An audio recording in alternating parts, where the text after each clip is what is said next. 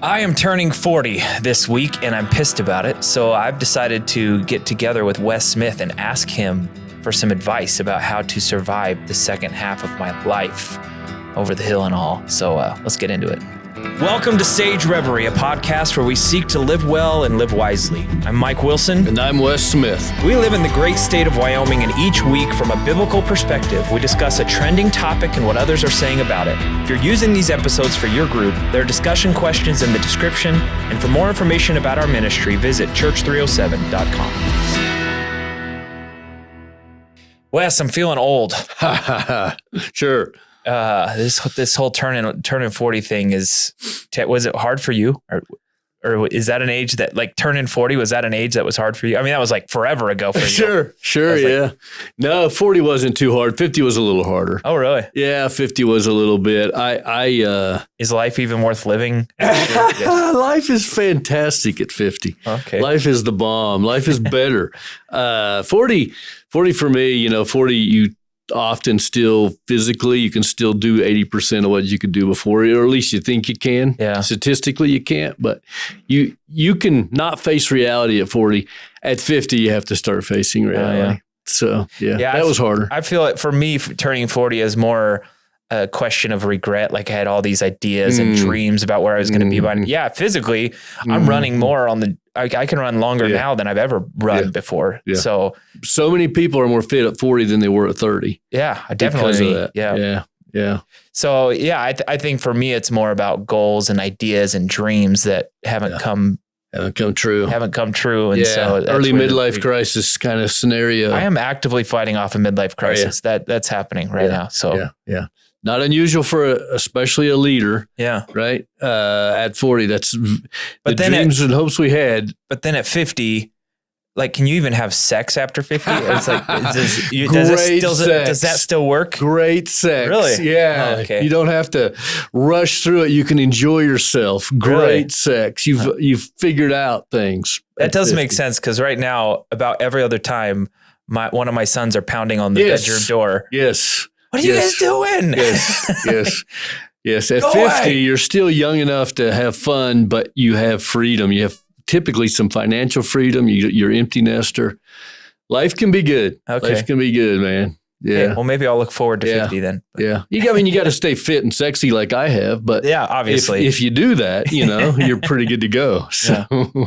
So let's talk a little bit about midlife crisis. I'm guessing there are some people that are watching that have either experienced them. Yeah. I think statistically, it's much more a male thing. Like, guys experience it more, but I don't think that's always true. No, I think it's externally more visible for guys. Okay. I think women go through midlife crisis every bit as much as a man does. Really? Okay. And every bit as often as a man does. Yeah. But it's more kind of external crash for a guy than it is for a woman. Let's talk a little bit about how we respond to it when it happens. I'll play a video for you of what the world says about midlife crisis. Can you break down this whole concept of midlife crisis that we say about men, and why guys need to, go in with their eyes wide open when they hear that insult? It tends to afflict guys who are more rule following, who are sacrificial, who have stepped up and done the right thing for most of their lives. Yeah. And I think they get to this point where they realize, oh, how much time do I have left? And they think, my whole life I've been doing what other people have told me to do. I've done what I should have done. I've been a good boy. I've gone to school and I did what my teacher said. I've gone to work and I've served my wife and my children dutifully for sometimes 10, 20 years. Yeah. And they think, well, what about me? Yeah. When do I get to live my life? Yep. When do I get to benefit from the good and the value that I'm generating for all these people around me? I want a cut of my own pie too. Mm-hmm. And it looks like a midlife crisis because potentially the last time these guys were allowed to think for themselves, to be selfish, was when they were teenagers. And so that's why I think a lot of male midlife crises look like teenage fantasies. It's because they're kind of out of practice being selfish. I think that so reflects the motivational speaker idea of, you got to focus on yourself, and you got to pay attention to yourself, and you got to pour into yourself. And the problem is there's truth in that, right? But then you can take it to the sinful side of be more selfish. Yeah. And so balancing out those things, I feel like for me, I feel selfish every morning when I go to the gym. Because it leaves Darcy to do more getting the kids ready for school. And but I feel like I need to go to the gym and I feel like I need to do those things, but I can't get out of balance. Like, how do you balance all that is a very difficult conversation. So, what do you do when in life you've begin to realize, okay, I haven't done all that I wanted to do. I'm not going to be an NBA superstar. I'm not going to achieve all my goals. And I'm assuming that's what a lot of, at least for me, that's what a lot of people's midlife crisis focus on. How do you react to that? How do you respond to that? Is the response, well, I just need to be more selfish and do more for myself and quit giving to other people? Or what is the response? Yeah, it'd be the opposite of that. So let me back up I think there's two primary reasons for a midlife crisis. One is the stereotypical, what we saw in the video, like it's the Enneagram 3, it's the rule follower, it's I'm sort of trapped, I'm doing the right thing, and I'm sick of doing the right thing. And by Enneagram 3, you mean somebody who's really conscious of what other people think of them, how they're performing. It's a first child. Sometimes it's from early adolescence, you've really wanted to please the authorities in your life, and then it transitions to the relationships in your life, and you live out of that, and you follow and you serve and you do those. You and I are both Enneagram 3, so we can relate to that. We can really relate to that. And then it's also and often these go together. It's the driven leader type, right? And you just, what did I accomplish? And I'm at 40 now, and I thought I'd be X, and I'm not X, and all that. And so it can lead to a transition. Hey, I've got to focus on myself. I've been pleasing these people all my life, or whatever. Of course, Jesus teaches the opposite. The way to life is actually to give, but it's not to give yourself as I'm going to try to please the people around me more. He says, if you lose your life in me, you'll gain it. And that actually leads to a greater level of sacrifice and a greater level of giving, but it's for a completely different purpose. It's a big, great purpose beyond yourself. And there's a smallness in that is so empowering. So what happens at 40 or sometime is it's not just, I didn't become an NBA superstar, but, I raised 3 kids and 2 of them are like barely out of jail. There's those kinds of things too. There's that, and that weight of that, just like it comes on you, and you can't avoid all of that weight. Maybe you've been through a divorce or 2 and the rest. So what do you do in that moment is you have to transition. Life's a transition from being a player to a player coach to a coach to a sage. Okay, a player, coach, a coach to a sage. And so here's typically the ages. When you're 35 years and younger, you're primarily a player in life. You're on the front lines producing. You're 90% of your life is about producing, whether it's children or bicycles at work or whatever it is you do, right? Like, you're a producer. Then you have to decide, my ability to produce is lessened. Whatever the field is, it has to start lessening, and my ability to help others produce well has to elevate. And you can at 45 say, I'm going to just produce better. You've peaked about 38, 39, depending on your field. Unless you're a history teacher, there's a few fields. The stand-up comedian, right? Yeah, right. So every sort of area has a different curve, but generally at about 38, you should recognize that you've peaked. And now you have to help others peak, and you get on a different curve, and you start coaching more and playing less. And if you do that well, that transition. So you're 40, now's the time to start making that transition, and you take satisfaction now. I had some successes. I had some failures. Now I'm going to use those to help other people produce. And that's the way of Jesus. And it is awesome. It's why at 50, I'm having the best time of my life, because it's not about my production anymore. It's about your production and those who follow. So there's a lot with that. But so the Sage Reverie podcast title works well with your illustration. Right. That I like that. So Jesus in his primary ministry, when we read the Gospels, what is that coach? Is that sage? Like, First of all, I'm wondering, what is a player coach? Yeah. How do you, is that somebody who's doing both or? Yeah. It's when it's probably about age 40. It's when you're in a hybridized stage in life. 35 to 45 would be the typical age. Again, it varies from industry to industry, but, and family stages. Did you have kids later or early? All that. But it's when you're doing some of both. Like it's when you're still playing the sport, but you're also doing a lot of coaching while you're playing. It's that kind of, we talk about an old quarterback is a coach on the field, right? He's still throwing passes, but he's doing a lot of instructing. He's doing a lot of that. And there's just this value to that. And then funny you would bring up quarterbacks. Funny I would. Yeah, you're wearing the hat today. Let's go Chiefs. Yeah, that was it. Sure. What's this, 2 in a row now for you? Yeah, well, I wasn't going to say. You were going to say that. I won't bring it up. I'll let you bring it up. Yeah, 2 in a row. Patrick Mahomes, player coach. Okay, gotcha. That's where you go. Yeah, so he's starting to be a little coach, right? If but mostly still player. What's he, 29? Yeah. So when he's 33, it's like Brady's last 3 years. You saw him like regularly yelling at his offensive line on the sidelines, right? Like more and more of that. He's more motivator than, LeBron James does a lot more coaching than playing now on the court, right? Like, so it's that's what I mean by player coach, right? Okay. So the sage, there's like no playing going on. Very little playing. So the sage role is much more about teaching, lessons learned, wisdom. Yeah. And we all want that. We all want to be the grandparent or the great-grandparent that gets asked advice. Yeah. We all want to be the person in our industry that gets asked advice. That's the goal for you got to develop some wisdom in order to get there. Yeah. Oh, wow. There's so much to that. You have to have become the kind of a person who primarily listens, but when you do speak, you have accumulated wisdom that's not just outdated. It's the application of what's going on in the current world to the experiences and wisdom that you have. And that is a hard place to get to, but it's fantastic.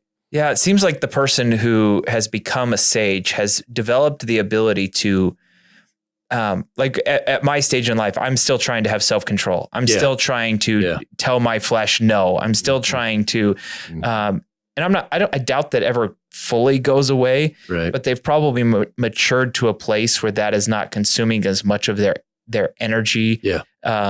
And they've matured to a place where they don't just give unsolicited advice telling you how to get to that place.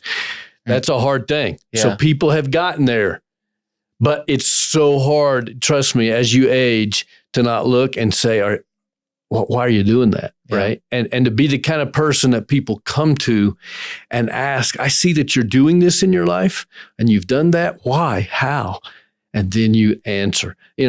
That's a hard thing to get to. We all know older people who do know some stuff, but they want to beat you with it. Yeah. And so you don't want to talk to them much. Yeah. About They're it, right? more angry about their knowledge than they are generous with their knowledge. Yep. This, I could see playing a big role in the way we use our finances. Earlier in life, we're trying to figure out how can I buy all the stuff I want to and accumulate all the stuff I want to. And I'm guessing with wisdom in that age, you've accumulated some stuff. But in order to do what you're saying in terms of pouring into others and changing the attention from yourself to others, that probably requires you to be less self-focused in areas like your finances. So you have to have thought about that when you're a player. Yeah. You don't spend all you're making when you're a player, right? So that when you get to that coach and then sage, you have both time margin and financial margin, and then you can be generous at that stage as well. So it requires that. It also requires the pursuit of things and experience are typically associated with player stage. We're using our time and our money to pursue experience and things primarily for either us or our kids, right? Yep. You have to transition from that. So the pursuit of other people experiencing experiences and things are your goal, not you don't need those as much anymore to experience another level of joy. And as you mature through that, then you have the resources. So if I still have to be paid at a high level when I'm 62, I can't transition to sage. Yep. I can't transition to sage. Didn't invest well and save well. Yeah. And if I still require certain expenditures, there's a combination of that as well. Like if I still require the best boat, that's going to be a problem for me becoming a sage. I feel like in my life and in the life of a lot of my friends, when we were younger, we spent a lot of our money on stuff. We wanted things. Then we aged a little bit and we more wanted to spend our money on experiences and all the things that we didn't have time to do because we were trying to make enough money to buy the stuff we wanted. Now we spend our money on experiences more. I don't know if that's common or not, but you're saying then there's actually a third stage where you're not spending it on yourself at all. You're spending on others if you've reached the level of sage. You get joy when you provide an experience of growth for somebody else and you help fund that experience of growth. You have to be able to do that if you want to get to that sage stage in your life. I want to play a video that I think might help us here. The more you think about yourself, the more unhappy you are. And it's such a striking phenomenon that if you look at this statistically, there's almost no difference between self-conscious thoughts, so thoughts that involve I, let's say, and suffering from the ravages of negative emotion like emotion and depression. And so this obsessive self-centeredness, narrow self-centeredness, just makes all of that suffering much, much worse. So clearly, that's clearly the case. And a victim is someone to whom things constantly happen involuntarily. And if you construe yourself as a victim rather than as an actor, let's say, then as an actor of your own destiny, then you put yourself in a situation where you're constantly under what your body responds to as stress. So that's clearly no good. Yeah. You know, what he brings out there is this, as you transition from player clear to sage, you everything is way less about you, and you have to let go of yourself. And you know how you see that play out is with the words that you use. So an average person is going to say maybe 8,000 words in a day. As a player, you're actively leading, producing. You're the parent. You can't get by with like 3,000 words, right? But as you transition, you have to use less words. The person you're speaking with needs to speak 60% of the time, and you have to speak 30-40% of the time. And that's one of the hardest things because when it's about you, I really am willing to be quiet and listen. But if it's still about me, I want to respond more quickly, and I want to say more, and I want to tell longer stories. It's about me, just like I'm doing right now. I'm dominating this little moment, right? Yeah. That's not how a sage operates, right? Or a coach. I feel like that's helpful to me in knowing, okay, what's next? What do I need to be pointing toward? Because in my current stage of fighting off a midlife crisis, so much of it is it's me. It is, I prayed for X and I did not get. Right now, my son, Lincoln, he's very thoughtful in our conversations about God. Yeah. When Jesus talks about the faith of a child, I don't think my son got that. Like he is skeptical. He asks questions. He pushes back. Like that's just the way that's the way he's wired. And so when we talk about prayer, he wants to be able to point toward the answer to every prayer, to every request he brings. And he gets so frustrated so quickly if God does not give him what he asked for. Part of that was, I feel like God did give him a lot, like really silly things when he was really young. He used to play Minecraft. Okay. And he would say, God, help me find a blue sheep. And then he'd find a blue sheep. And so he created this unrealistic idea of God as a genie in a bottle, and God didn't give him everything he wanted. So now he's very discontent about prayer. And I can sense some of that rising up within me in in my frustration about what I've not achieved, what has not worked. And I think that can pretty easily turn into frustration with God. And I'm mad at God because I feel like I'm following you. I feel like I'm doing what you've asked me to do. It's kind of what the guy in the first video was talking about. It's like, I've done all the right stuff. I've checked all the right. Now, obviously, when I start saying that, it sounds so me-centered, so selfish, so arrogant. And so what you're saying is the way to fight off this midlife crisis is to put the me aside, put the I aside, because not everybody becomes a sage. It's not just a given. You're going to become a sage. You've got to meet these milestones well. There's a moment we all have to have when we recognize we're not all that. It's you have to decide, are you going to keep trying to be special, or are you just going to experience joy as a child of God? And you have to choose between those two. And if your goal in life is to be special, there's a book, From Strength to Strength, that was written a couple of years ago, and it brilliantly statistically points this out. So many of those going through midlife challenge, they hold on to this, I'm going to be a great player. I'm going to be special. And to do that, I can't experience happiness like others do. But the ones who transition as God created them, they decide, you know what? If I'm special, it's because God chose to bless me in some way. But I'm just going to take joy in being a child of God. And boy, if you can figure that out in your 40s, your 60s are going to be awesome. So, can you talk a little bit about regret? I feel like obviously we all have the big regret we didn't buy Apple stock 20 years ago. But I'm talking more kind of I am naturally one who looks at my past and all I can see are the things that I screwed up, the opportunities I missed. I spend so much of my life trying to make sure I'm not missing any opportunities, the FOMO, all that. And so as a result of fearing missing opportunities, I have a lot of regrets. Chasing them and you're regretting. So, have you had to deal much with regret, and how does that ever go away, or is that just kind of something you'll carry forever? Oh, absolutely. It goes away.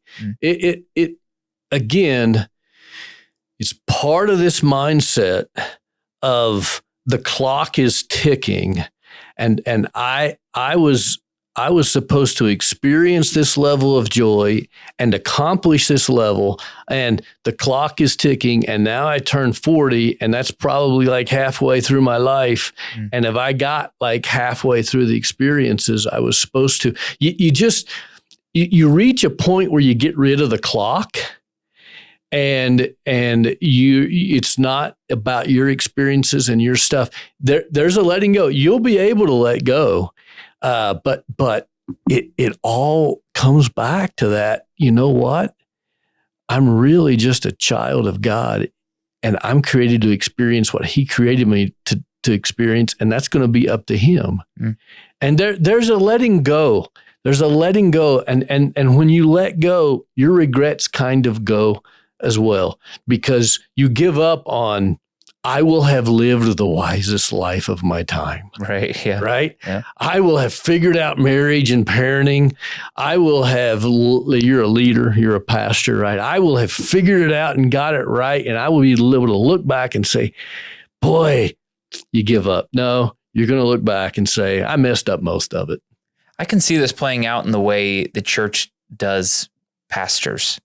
There are so many, the rise of celebrity pastors, and that now pastors much later in life than they used to are still the players. They're still the focus. They're still, and obviously there's a sage role to play within pastoring, but I can definitely see how that has been delayed too long for so many of these celebrity pastors that there's no plan for when they retire.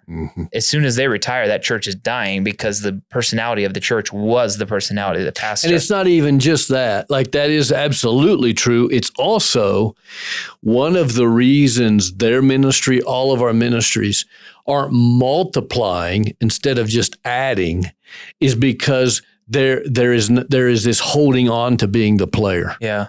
Right. And there's this multiplication effect that happens when in my late 30s, I start to look around and say, it's time to transition to being a coach. Yep.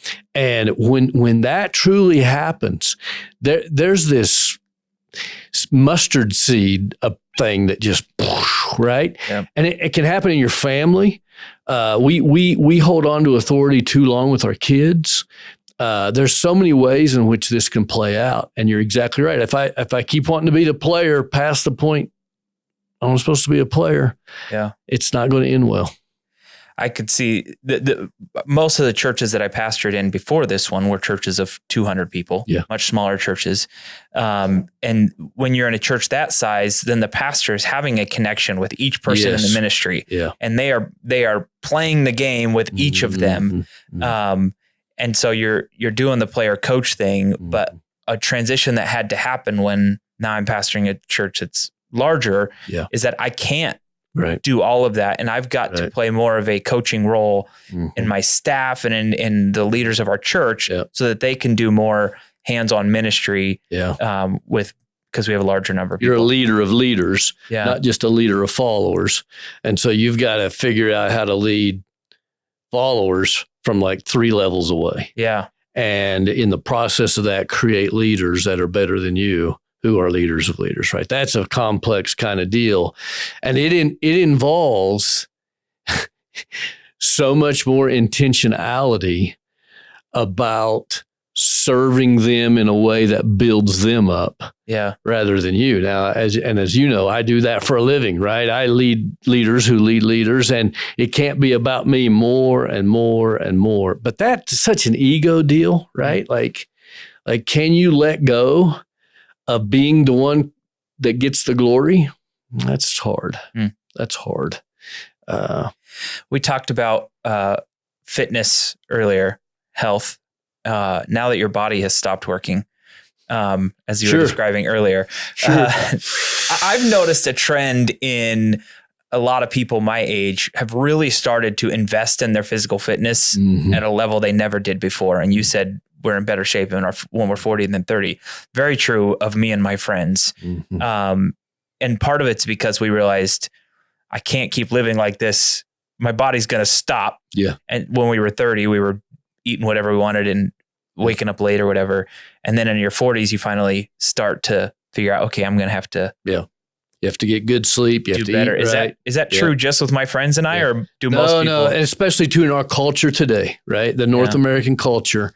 We have discovered that we can actually delay aging a bit by eating right and being fit. And so we are doing that, but it's a really good thing. But it has a dark side. It has a dark side. So again, lots of positives. You should be fit, and frankly, you can't become a coach or a sage as easily if you are really unfit and have poor disciplinary practices in your life, right? So it's important, and you have to have credibility, respect, and just health. But the challenge is, since we have discovered we kind of can delay it, it delays the facing of reality for us to transition well in life.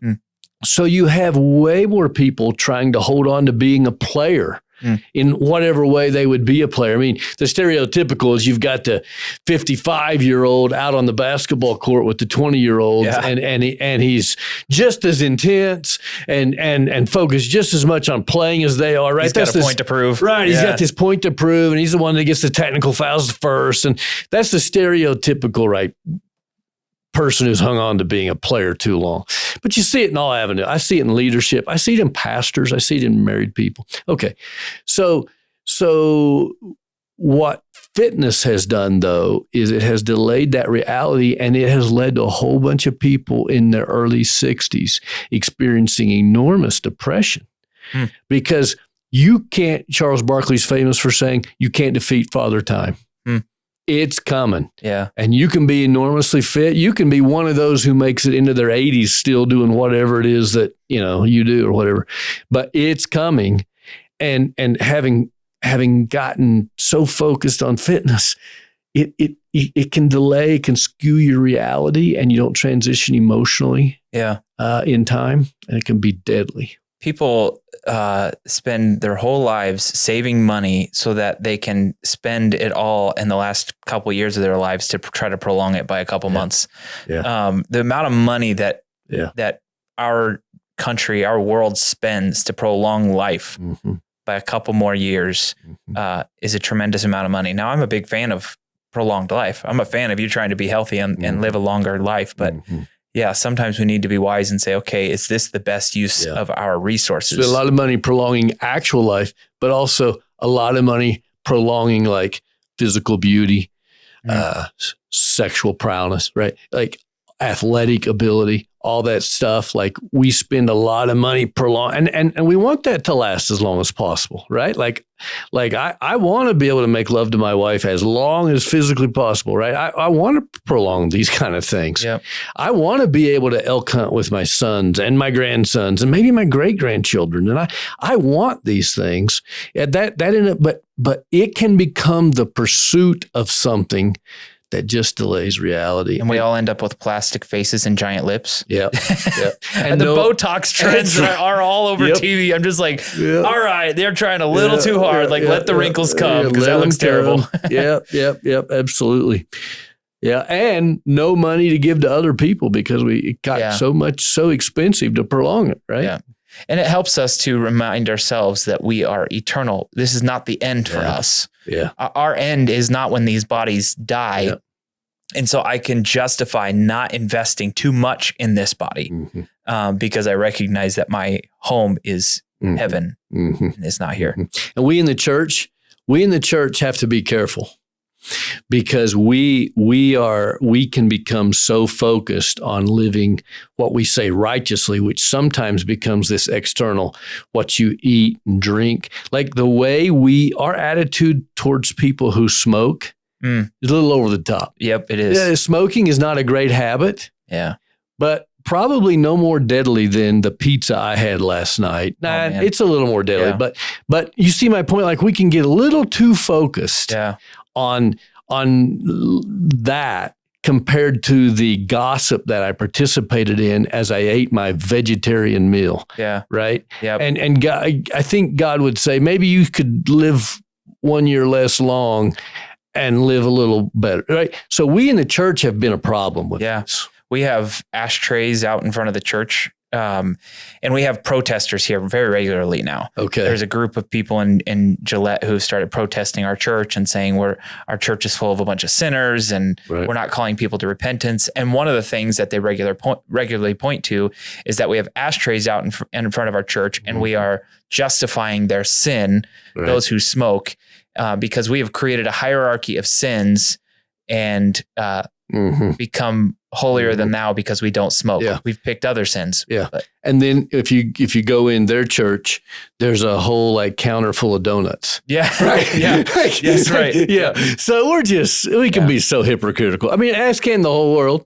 So hypocrites, but yeah, you're exactly right. We've maybe gotten a little carried away on some of the things that we point to with righteous living. Well, that's really helpful. And wherever you're watching from, whatever stage of life you're watching from, I think it's valuable to take an inventory every once in a while of your life and where you are. And is it time to consider yourself moving on to a next season and becoming a new person, redefining your calling in life? I'm in a season like that, and I'm sure many of you are, whether it's the same season I'm in or a different one. But I think it's a good inventory to take of ourselves periodically. So I invite you to do that. Thanks for joining us today. As you go, know that Jesus loves you unconditionally and he died to give you new life.